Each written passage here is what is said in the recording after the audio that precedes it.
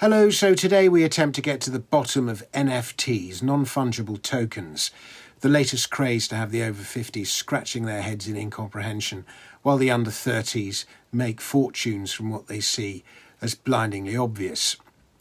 Now, whenever writing or reading about anything crypto-related, it's always worth reminding ourselves of the golden rule, which is those who have invested in the tech will say it's the next big thing. Those who haven't tried the tech will dismiss it as a bubble. It's easier to dismiss something as a bubble than it is to learn a new technology. Like Bitcoins, NFTs take a lot of effort to learn about and understand, and I've held off talking about them because I'm not sure I quite understand them myself. But don't let the easy option of declaring it a bubble be your excuse not to learn.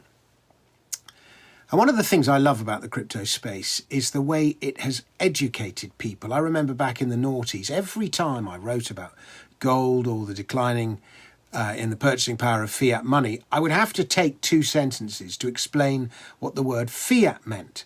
But thanks to Bitcoin, fiat has now crept into everyday parlance, and something similar is now happening with the word fungible. It probably took me several years of reading the word in academic papers about the history of money or whatever before Bitcoin came along and I fully understood what the word meant, and more importantly, its implications.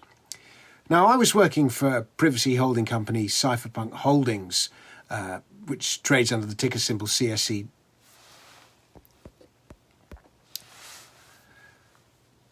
Now, until the spring of last year, I was working for privacy holding company Cypherpunk Holdings, and the word kept cropping up. The history of the movement of every Bitcoin can be traced on the blockchain, and certain Bitcoins had, it could be seen, passed through wallets associated with darknet marketplaces, and Coinbase, among others, had begun freezing accounts with Bitcoins that had any kind of darknet market provenance, even if their provenance predated the actual wallet in question. And the implications of this were enormous because it meant that not all Bitcoins were equal. Any Bitcoin that had darknet provenance became essentially a liability on mainstream exchanges, while clean Bitcoins would remain an asset. Now, I think it's 80% of dollar bills have traces of cocaine on them. And in all probability, that means some of the dollar bills in your wallet have some cocaine on them. The same goes for pound notes. Now, that doesn't necessarily mean you've been snorting cocaine. Should that dollar bill, your money, be torn up because of a previous user's illegal activity? No, of course not. But this was the situation in which Bitcoin found itself. Now, if Bitcoin is to succeed, it is essential that one Bitcoin be interchangeable with another, no matter what some previous holder has been up to. To use the correct jargon, the money must be fungible. Fungibility is essential to the success of any money system. It's one of the reasons metal was money for so many thousands of years. An ounce of copper or gold or silver is interchangeable with any other ounce of copper, gold or silver anywhere in the world at any time in history. What's stamped on the metal only changes its value marginally. So, that is rather a long-winded definition of the word fungible, which brings us to the matter in hand. Non-fungible tokens. The point of a non-fungible token is that they are not readily interchangeable. Rather, they are unique. Right, now we need to back up again because I just want to talk about the digital economy for a moment. One of the breakthroughs of digital technology was that it enabled instantaneous, widespread and exact replication.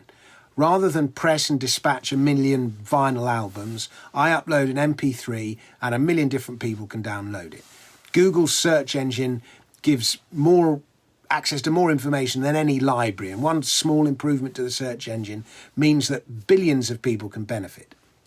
But this same scalability, which enabled extraordinary growth in the digital economy, also meant that achieving any kind of digital scarcity was a near impossibility.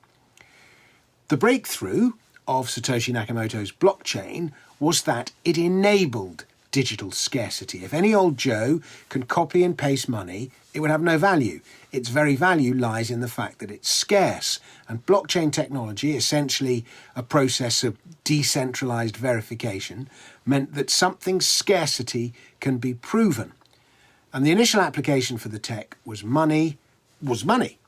And now the same principles are being applied to authentication and art.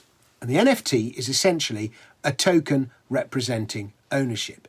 Anyone can view Beeple's Every Days, the first 5,000 days. That was the artwork that recently sold for $69 million at a Christie's auction.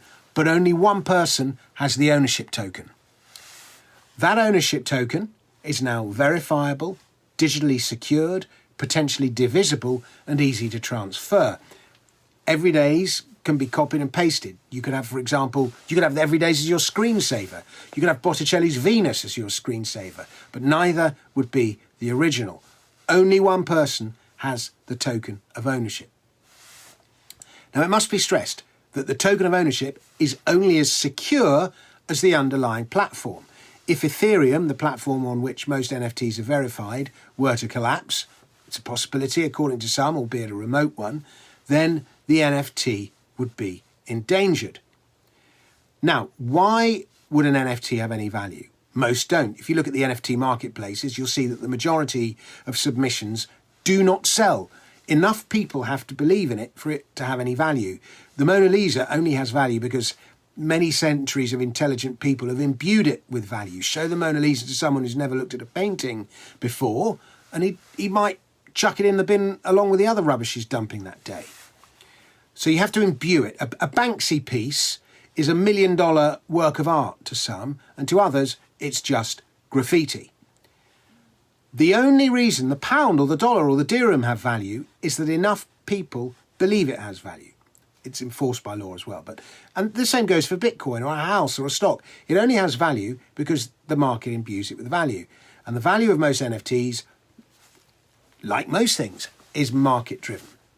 If NFTs attract a lot of media attention, they're collected, they're displayed, they're generally shown off, and other people start wanting them, then their value is likely to increase. But the success of an NFT is likely to be determined by the community around it. And there'll always be those who deny that these, what are essentially digitized social contracts, have any value of tokens. But they will be those who I warned about at the beginning of this talk. Now, some NFTs might have value in that, it might give you a ticket to get into a show, or a photo might generate usage fees, or a song might give you a royalty stream or something, in which case the valuation metrics would be different. But the above rules about the importance of the underlying platform on which the NFT is stamped on, as well as some trust in the original creator, still apply. And it must be said, most art has little value, and in all likelihood, most NFT art will have little value as well, although some will inquire considerable value in headlines. It's like Hollywood actors. Most actors are two a penny, and every now and then you get a guy, Tom Cruise, or someone who attracts millions of dollars a film. But those incredibly amusing memes that get shared across the internet and delight millions, they'll soon find themselves tokenized, and the original creators might actually find themselves with some financial reward for their creativity, as well as the not inconsiderable reward that you get seeing your creation delight millions of people.